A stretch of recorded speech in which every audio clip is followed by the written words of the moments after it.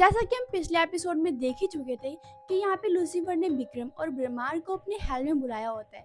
और यहाँ पे लूसीफर विक्रम से कहता है कि तुम्हारे जो दो टीममेट्स हैं तुम्हें उन दोनों में से किसी एक को हेल में भेजना ही होगा। अगर तुमने ऐसा नहीं किया तो तुम्हारे लिए बहुत ही बुरा होने वाला है। उसके बाद लूसीफर उन दोनों को नीचे धरती में भेज देता है। आगे क्या होगा, क्या सच में विक्रम उन दोनों में से किसी को नरक में भेजेगा और किसको भेजेगा, ये जानने के लिए हम स्टार्ट करते हैं हेलमेकर के एपिसोड 19 को। जैसे ही विक्रम और ब्रह्मांड धरती में पहुंचते हैं तो यहाँ पे विक्रम नोटिस करता है कि उसके हाथ में तो टाइमर चल रहा होता है, वो भी एक हफ्ते का। क्योंकि यहाँ पे लूसीफर ने विक्रम को कहा होता है कि तुम्हारे पास सिर्फ और सिर्फ 1 वीक का टाइम है और 1 वीक में ही तुम्हें अपने दोनों पार्टनर्स में से किसी एक को नरक में भेजना ही होगा। उसके बाद विक्रम और ब्रह्मांड दोनों ही डिटेक्टिव के घर में जाते हैं और वहाँ पे विक्रम बैठ जाता है और अपने डीमन से कहता है मुझे एक क्वेश्चन पूछना है तुमसे। तभी विक्रम उससे पूछता है कि तुम्हें क्या लगता है कि यहाँ पे डिटेक्टिव और रिया दोनों में से कौन ज्यादा पावरफुल है। तो मैं क्लियर कर देता हूँ कि मैं उनके डीमंस के बारे में बात कर रहा हूँ और मुझे यहाँ पे लूसीफर के बारे में भी पूछना है और क्या तुम उसकी जगह ले सकते हो, यानी कि अगर तुम्हें बनाया जाए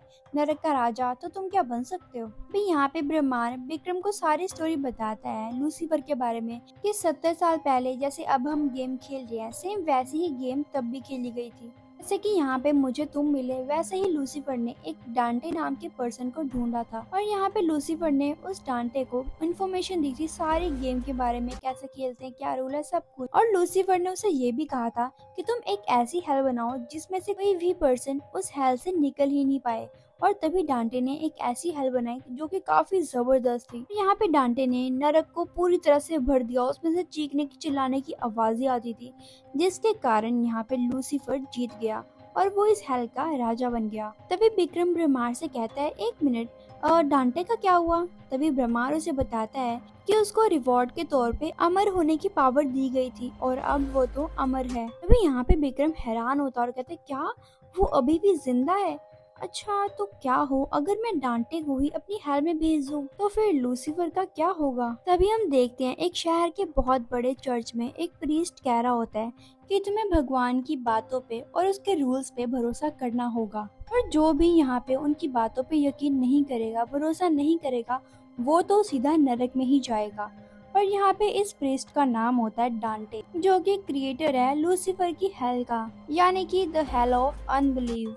यहाँ पे ब्रह्मांड विक्रम को बताता है अगर तुम किसी भी तरह डांटे को अपनी हेल में भेज देते हो तो उसी के साथ साथ यहाँ पे लूसीफर भी डिसअपियर हो जाएगा। लेकिन शायद ही ऐसा हो, मैं पक्का नहीं बता रहा, मैं जस्ट एक शायद के तौर पे कह रहा हूँ। लूसीफर तो बहुत ही ज्यादा पावरफुल है, तो मैं तो तुम्हें यही कहूंगा कि तुम उससे पंगा मत लो और अपने टीममेट्स में से किसी एक को चुन के हेल में भेज दो, तभी तुम्हारे जीतने के चांसेस बढ़ सकते हैं। और यहाँ पे बेस्ट स्ट्रेटेजी यही है कि तुम जल्दी ही डिसाइड करो कि तुम्हें उन दोनों में से किसको नरक में भेजना है और किसको नहीं, तभी हम गेम में आगे बढ़ सकते हैं। तभी हम देखते हैं विक्रम को जो कि सिर नीचे करके खड़ा होता है और वो कहता है ब्रह्मांड को तुम्हें अभी कुछ भी समझ नहीं आ रहा है कि यहाँ पे लूसीफर कौन सी गेम खेल रहा है हमारे साथ।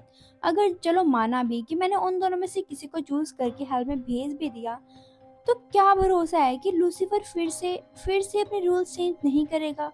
क्या भरोसा है, क्या पता वो फिर से ऐसा कुछ करे। यहाँ पे तो विक्रम को काफी ज्यादा गुस्सा आ रहा होता है क्योंकि यहाँ पे लूसीफर उसके ऊपर हुक्म चला रहा होता है, उसके ऊपर ऑर्डर चला रहा होता है और यहाँ पे ये चीज विक्रम को बिल्कुल भी पसंद नहीं आती। अगर उसने दोबारा रूल्स चेंज किए ना तो मैं तो सच में हार ही जाऊंगा, लेकिन मुझे कुछ ना कुछ करना होगा जिससे मैं जीत सकूं।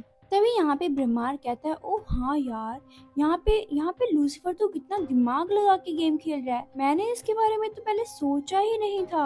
अच्छा तुम मुझे बताओ कि अब तुम क्या करने वाले हो, तुम्हारा प्लान क्या है। क्या तुम यहाँ पे जितने भी टीम्स बचे हैं उनके साथ मिलकर एक ग्रुप बना के लूसीफर के ऊपर अटैक करना चाहते हो, क्या करना चाहते हो। तभी विक्रम कहता है क्यों नहीं, अगर हम ऐसा कर देते हैं तो हमारा सर्वाइवल रेट 100% होगा। इसका मतलब यहाँ पे जो जो हमारे साथ होंगे वो प्रॉपर सरवाइव कर सकेंगे और किसी को भी यहाँ पे मरने की जरूरत नहीं पड़ेगी। तभी यहाँ पे विक्रम और ब्रह्मांड दोनों आपस में ही हाथ मिलाते हैं।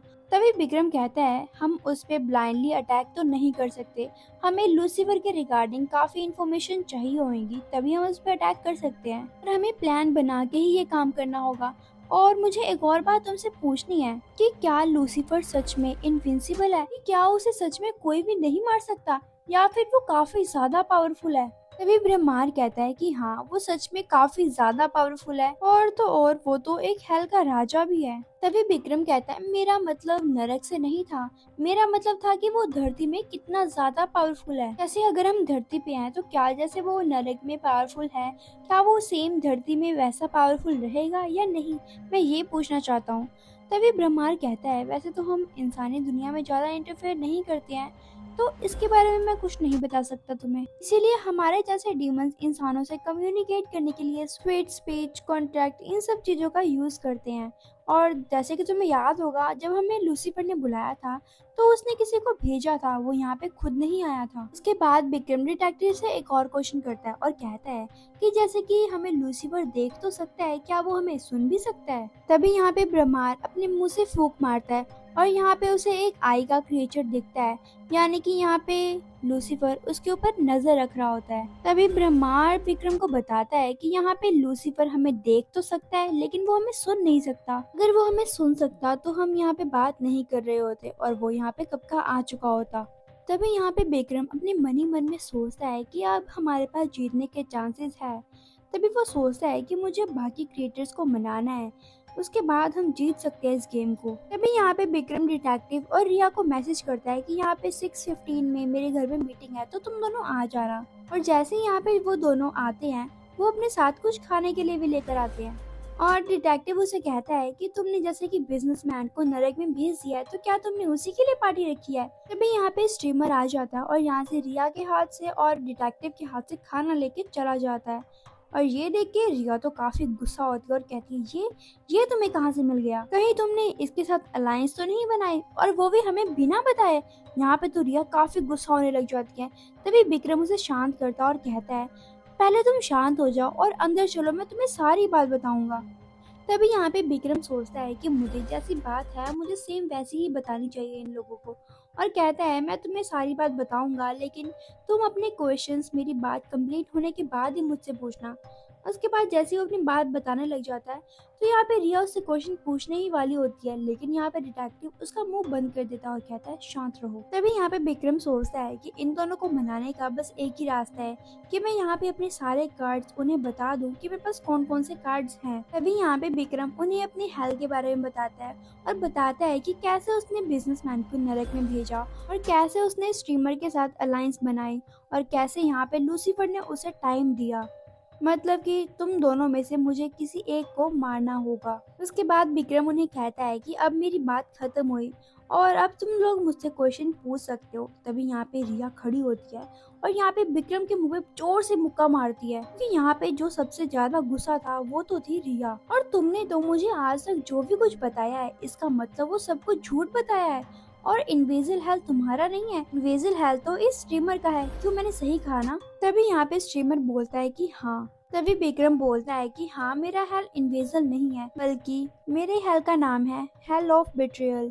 यहाँ पे तो रिया उसे एक और जोर से मुक्का मारती है और कहती है तुम बहुत ज्यादा झूठे हो, मैं तुमसे बात भी नहीं करना चाहती।